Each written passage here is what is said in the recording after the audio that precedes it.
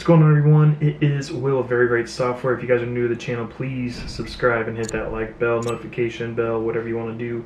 Dislike, comment, do all the things, like it, and share the video.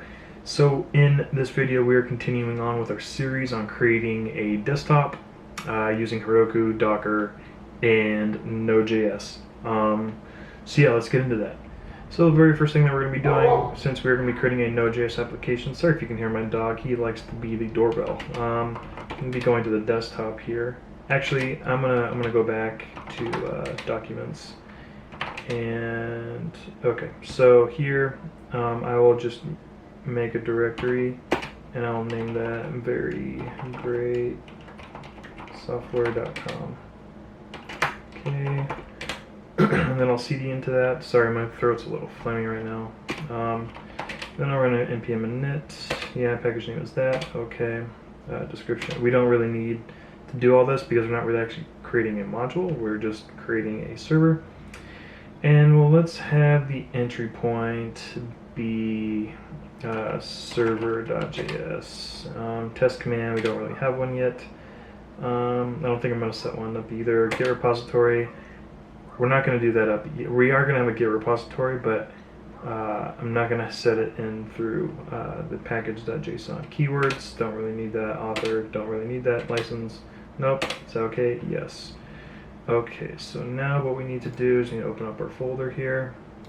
Go to verygreatsoftware.com, select the folder. Okay, now that we're here, we need to create a few things. So in here, we're going to create our server.js. And then we are also going to create a folder called views, and we'll add more stuff as we go on. But those are the two main things. So all our HTML page and everything is just going to go in here. Yeah, so let's open up our terminal. Open up our terminal here, and we are going to install and save Express. We're also going to do Express session. I'm just going to do those two things for now. I'm probably blanking on what else we're going to need here in the future. But if we just do const app is equal to require, and then we will require express.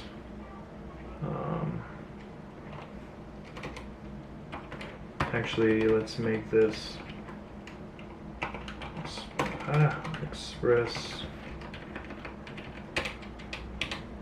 And then const app equal to express. And then let's create, what I like to do is, I'm pretty sure there's like a module for this or something, but I like to make my own just because we're going to be making a logging, like a little logging statement for each request that comes in, just so that we can see it. So we'll do console.log request .path, and let's actually make this an interpolated string. Actually, I think it's just request.url will give us the full path and everything, which is what I kind of want. And then on a new line, let's do a request.body. Print that out. Okay, and then we'll also we will bring in new date. So this will just be nice because it'll show us like the date as everything comes in.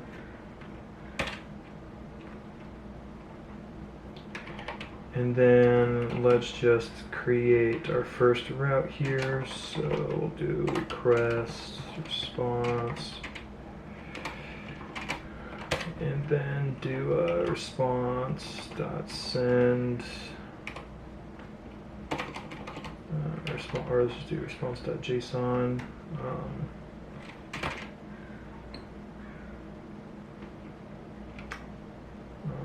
Hello world, and then we'll just do app.listen, and this is going to be the process.environment.port. actually, let's make this port, and then a callback. We are, oh my gosh, I cannot do this. We are just going to console.info.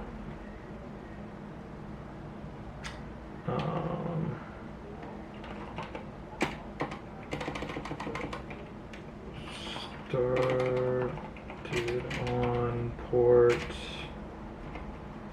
and I'll just say port.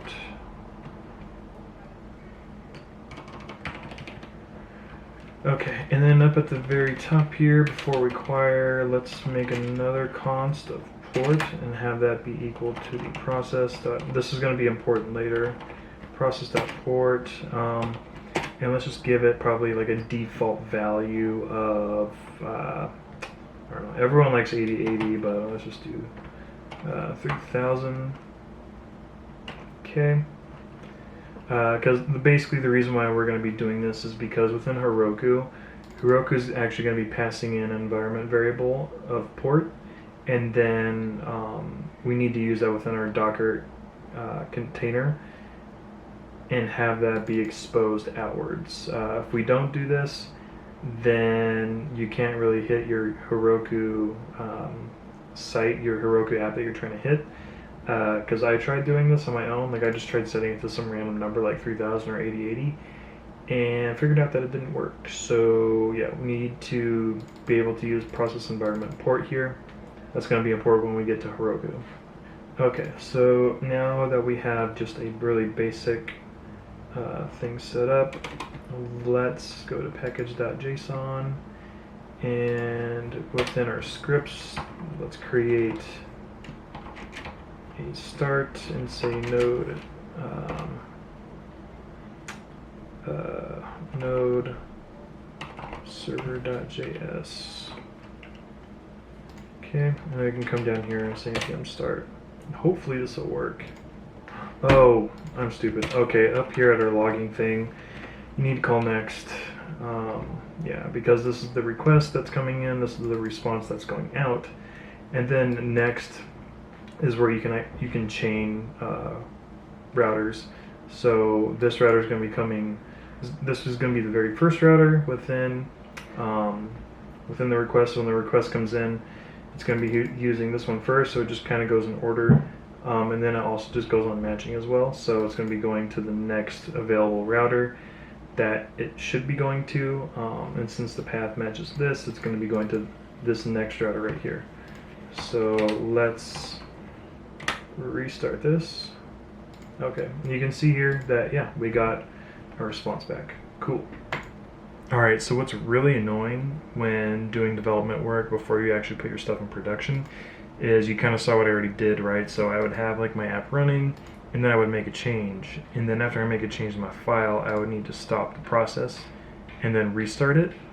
So it's very like super annoying to do that. So instead what we're going to be using is we're going to be using this module called the NodeDaemon. I've used it before and I completely forgot about it, and I'm like, oh my god, I cannot believe I haven't used this in a while. So you can do npm I or npm install and then NodeDaemon. So let's install this, and then the -g is going to be, we're going to be installing it globally so we can access this thing from anywhere.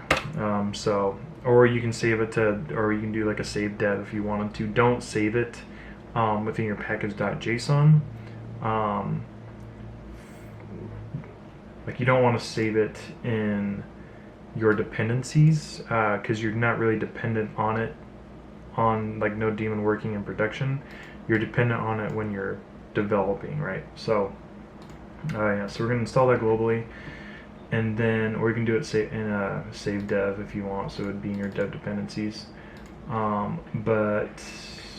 So here we're going to be adding like a dev start command, and then we're going to do what this guy does here, and then do NodeDaemon server.js.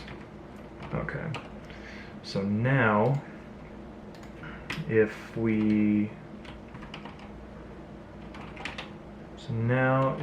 do npm run dev start.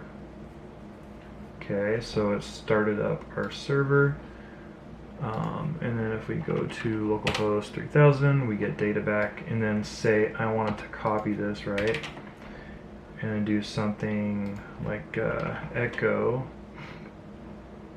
and then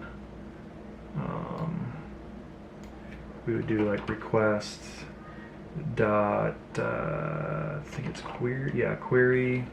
We'll just say text. So you can see there, like right after I changed that, it restarted our server. So now if we go to echo,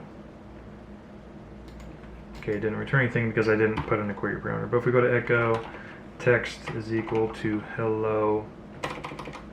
Actually, no, screw that. Subscribe. If I can spell it. I don't think I can spell it.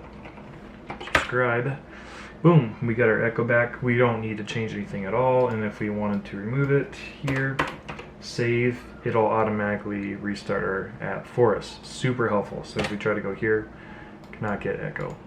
So that's fun. All right, so I hope you guys did enjoy this video of us setting up a NodeJS server for a website. In the next video, we're going to be going over more installing Google Materialize and getting that working.